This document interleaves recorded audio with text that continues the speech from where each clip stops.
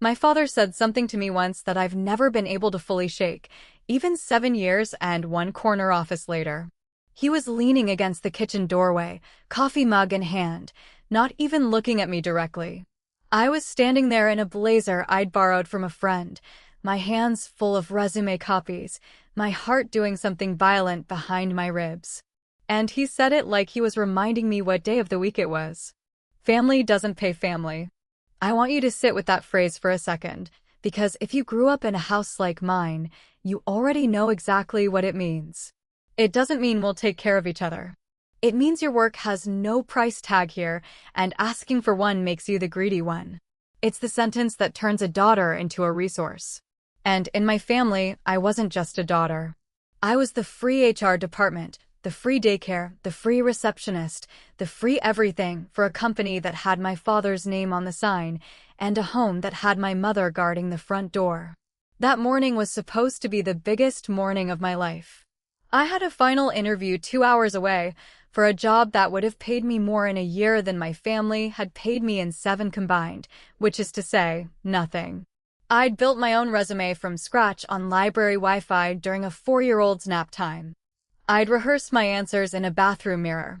I had exactly enough cash for a bus ticket and not $1 more.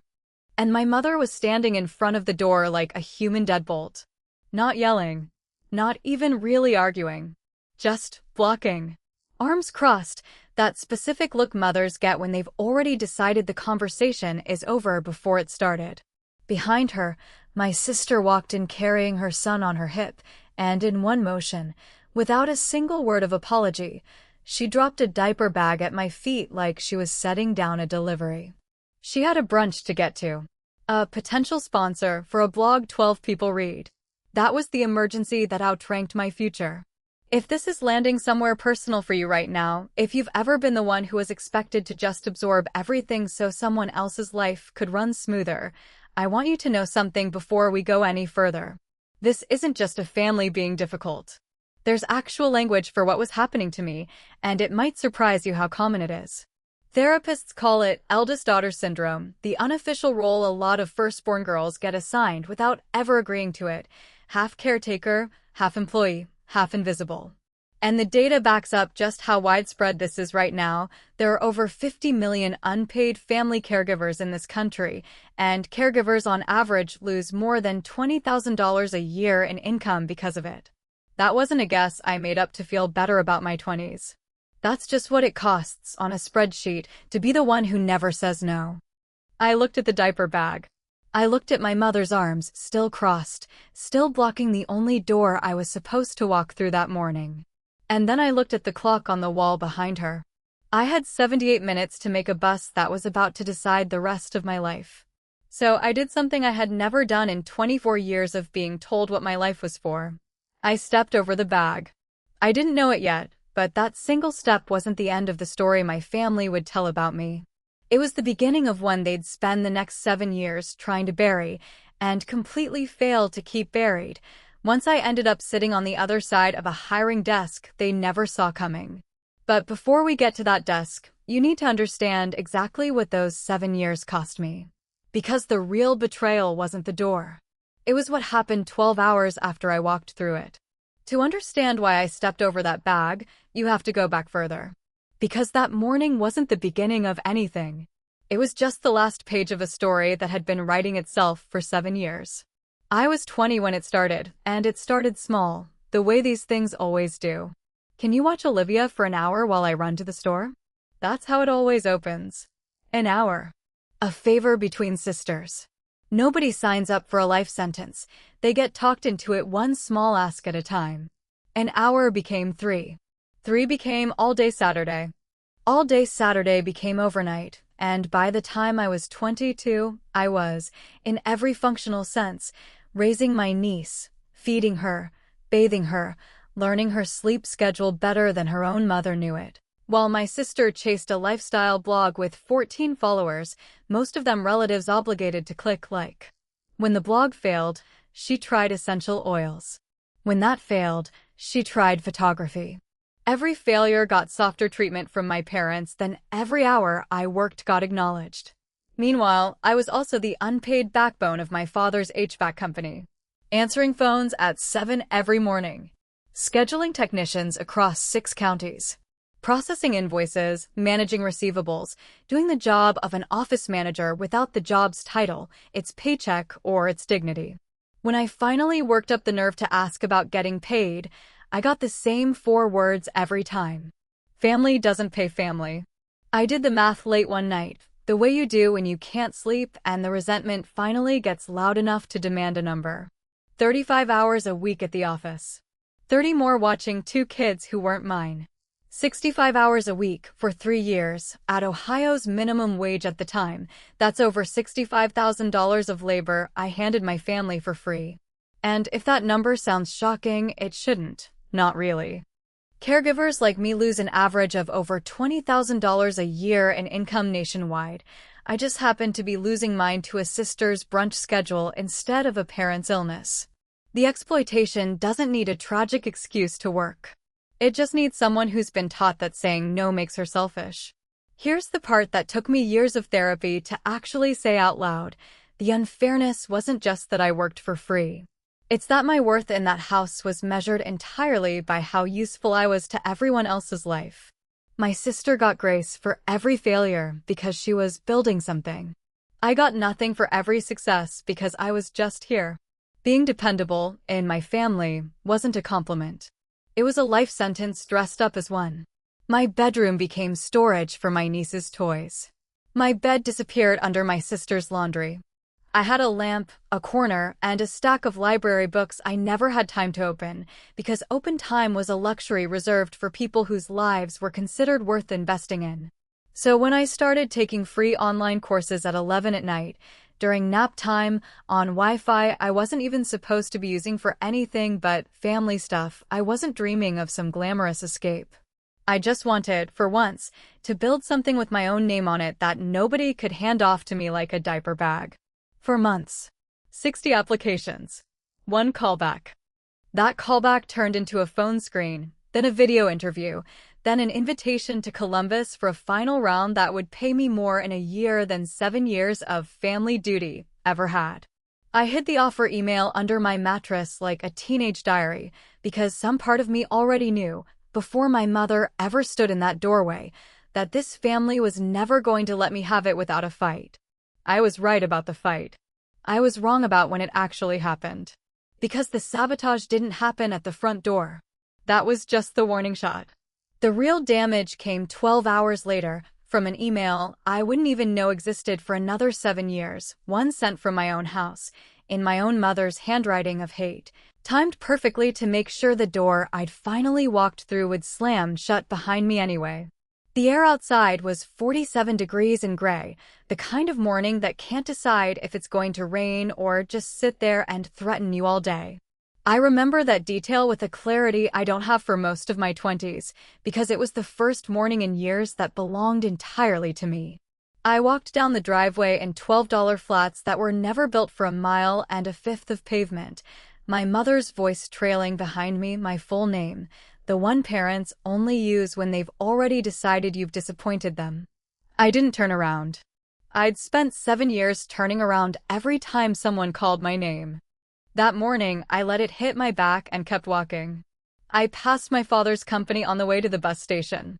The lights were on. His truck was in the lot.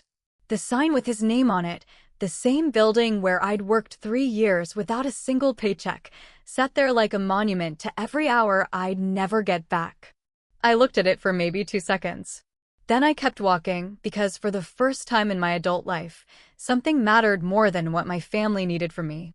I made the bus with 7 minutes to spare. $17 in my wallet, 2 years of birthday money I'd been quietly hoarding like it might buy my way out someday. It did. I bought a one-way ticket and sat in the back row, watching my hometown shrink in the window, watching the mile markers climb, thinking one word on a loop: free. I didn't know yet what that freedom was going to cost me. I don't think anyone ever does in the moment they finally choose themselves. You just feel light, and you mistake the lightness for safety. The bus stopped in Findlay halfway through, and I found a gas station bathroom mirror and did what I could with wet paper towels and shaking hands, smudged mascara, wind-wrecked hair. A blazer 2 sizes too big rolled at the sleeves, so it looked less like a costume and more like a choice. A woman with a toddler stared at me like she was trying to figure out my whole life story in one glance. I didn't have the energy to explain it.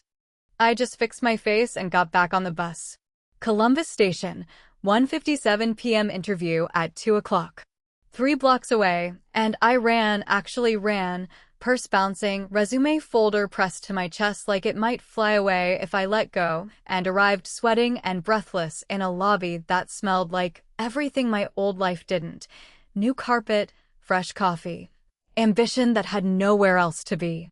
The woman waiting for me, I'll call her my first real ally, because that's what she turned out to be, smiled the second she saw me and said, "You made it." I almost cried right there in the lobby. I said, wouldn't miss it, instead, and somehow that became true for the next hour. The panel interview covered everything you'd expect: software, difficult clients, calendars across time zones, discretion. I answered every question with a version of the truth that didn't need the word family in it. Small business, 8 employees, scheduling, customer service, self-taught, motivated. When they asked what the job would mean to me, I told them the only completely honest thing I said all day. It would mean building a career instead of just surviving. The interview ended at 3:15.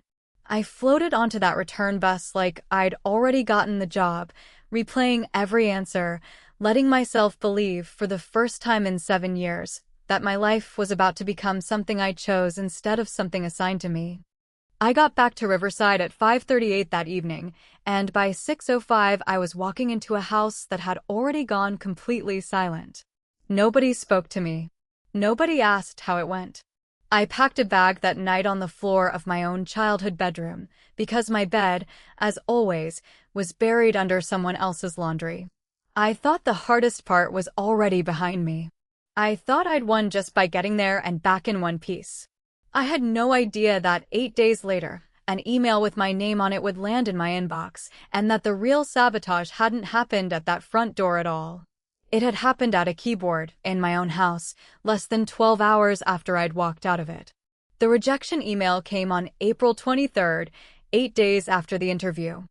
I've read enough of them since, from the other side of the hiring table now, to know exactly how generic it was.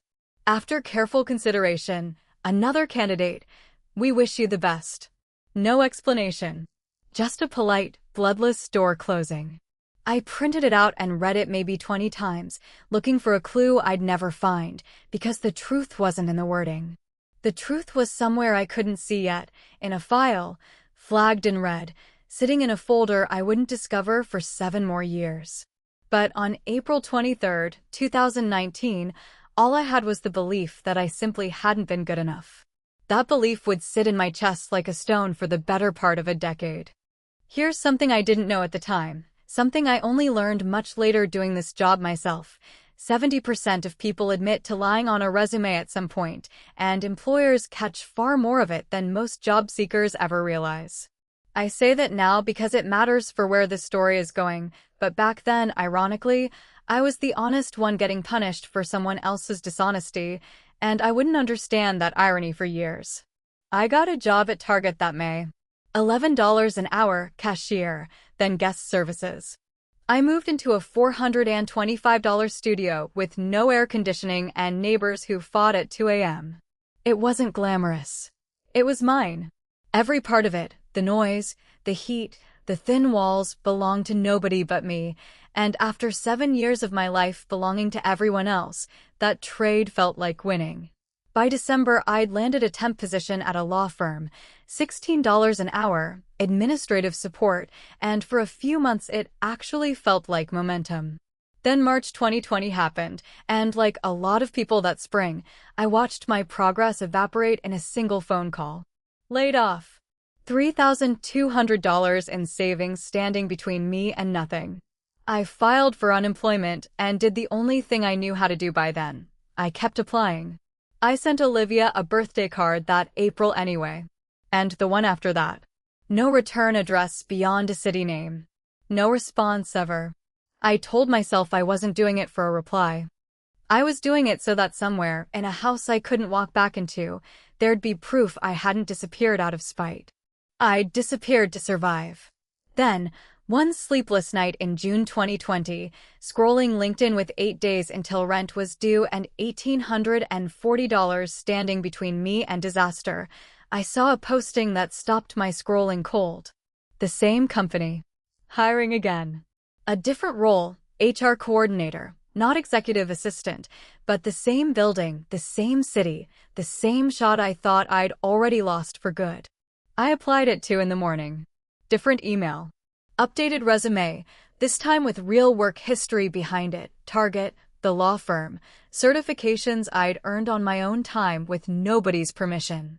Phone screen, video interview, offer. $45,000 a year. I sat on my apartment floor and cried into the phone with the one friend who'd never once asked me to explain myself. I started that job on July 13, 2020, in the exact same building I'd walked into with borrowed shoes and $17 the year before. Different entrance. Different title. A version of me that had learned, the hard way, that a closed door isn't always the end of the road. Sometimes it's just the wrong door. The next 4 years were the slow, unglamorous kind of climb nobody puts in a highlight reel. HR coordinator to specialist. Specialist to senior specialist. A mentor who saw something in me and paid for my certification. Manager. Director.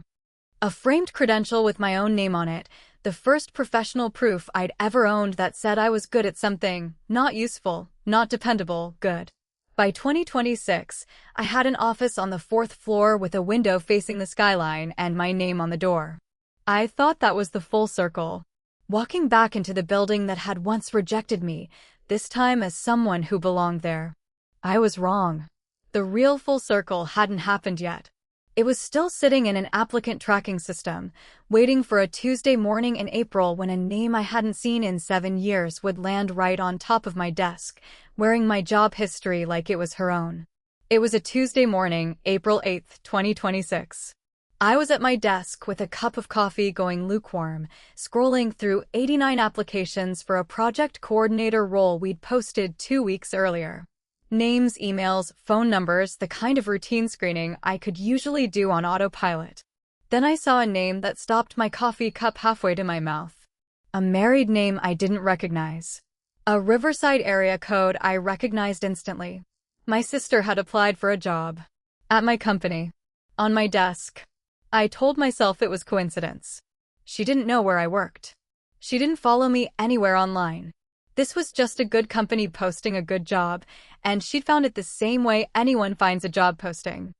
I clicked open the file anyway, because that's the job you verify, you don't assume, and that's when the coincidence theory fell apart completely. Her resume listed 3 years as operations manager at our father's HVAC company. Managed daily office operations.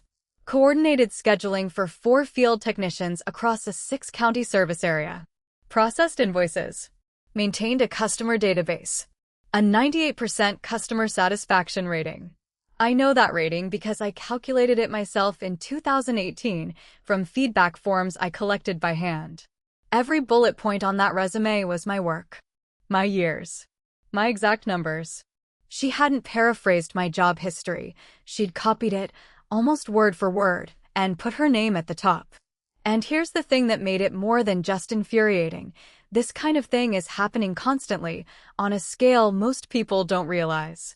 Somewhere between 1/5 and 1/4 of job applicants right now are getting flagged as potential fraud risks during screening season, and the majority of employers say they catch discrepancies regularly. My sister wasn't some rare, uniquely cruel outlier. She was one data point in a trend I dealt with professionally almost every week. The only difference was that this time, the fraud had my own name buried inside it. I pulled up her references. 3 names. The first one stopped me cold. Our father, listed as her former supervisor, ready to vouch for a job she'd never actually held. Standard protocol at that point was simple. Verify with the listed employer. Flag anything that didn't add up. Let the process run its course like it would for anyone else. I had two real choices: recuse myself and hand it to someone else, never knowing how it ended, or follow the process exactly, by the book, and let the truth surface on its own terms. I chose the second one. Not for revenge. For the record. Before I even picked up the phone, I did one more thing, pure habit at this point, the same instinct that makes a good HR director check her own company's history before assuming anything. I searched my own name in our applicant tracking system, going back to 2019. Two files came up. One I expected, my current hire record.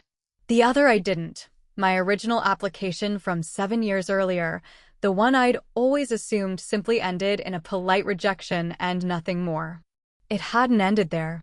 There was a note attached, dated the morning after my interview, recommending the hiring team not move forward, citing an email from a concerned party about my personal stability. An email I had never seen. An email that had apparently been sitting in a file for 7 years, quietly deciding the story everyone believed about why I'd failed. I clicked the attachment. And for the first time in 7 years, I understood that the front door my mother blocked that morning was never the real obstacle. It had just been the distraction. The real sabotage had happened somewhere I couldn't see it, 12 hours later, from a computer in a house I'd already left behind, engineered by someone who knew exactly how to make sure I never found out until it was far, far too late to matter. Except now it did matter. Because that same email and that same sister had just walked straight back into my life, and this time, I was the one holding the file. The email was dated the morning after my interview. Sent from an account with no real name attached, addressed to the HR team that had almost hired me. It claimed I'd abandoned a 4-year-old during a family emergency. It called me unstable, unreliable, resistant to help.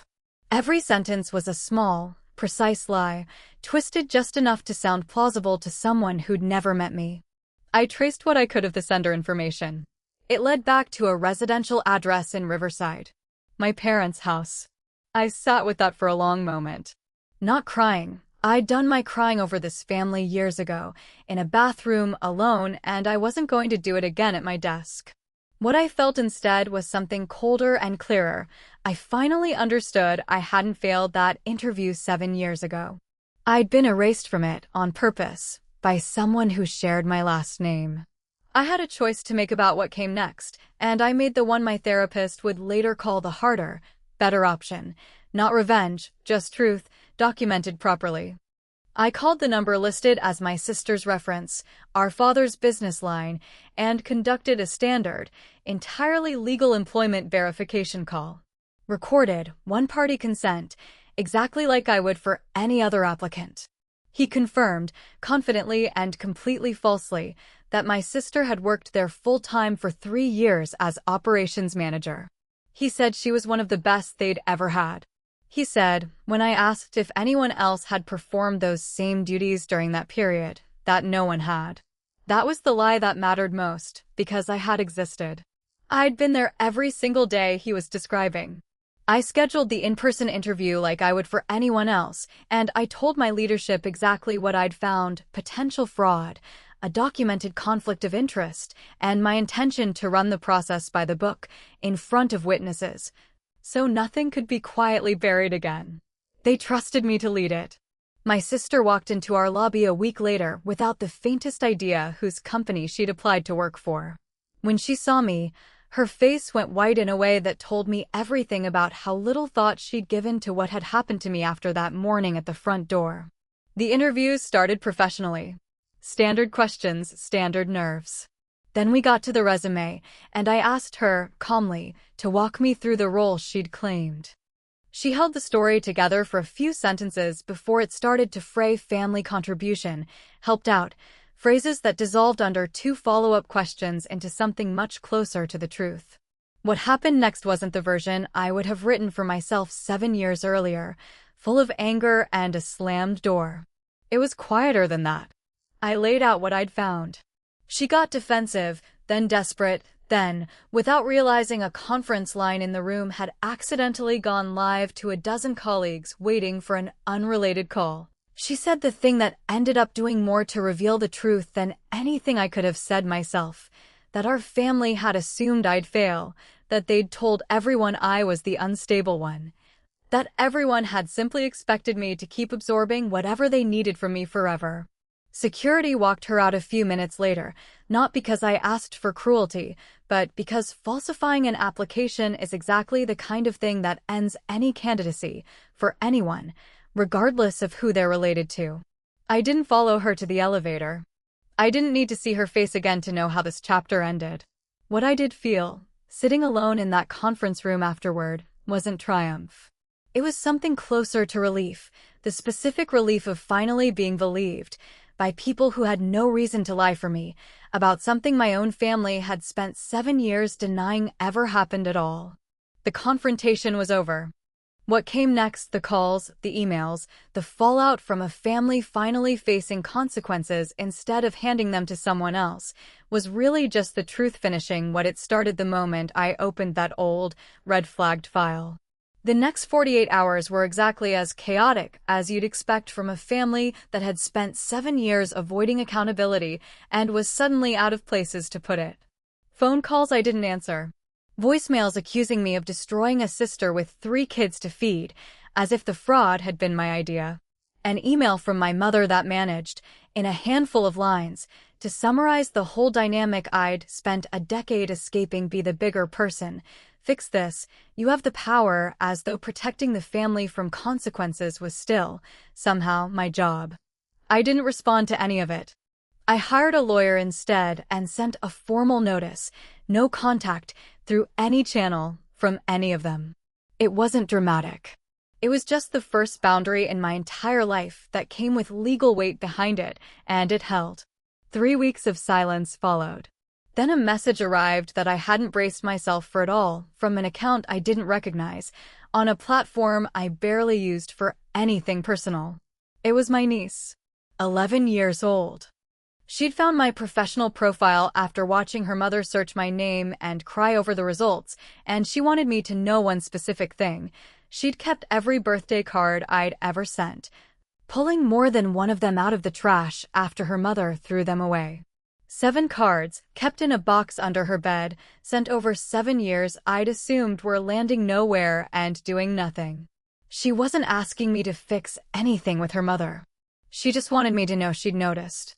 That someone had sent something that looked less like abandonment and more like love, year after year, with no expectation of a reply. I sat with that message for a long time before I answered it.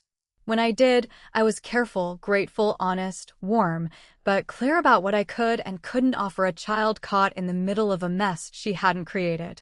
No phone number. No promises about her mother.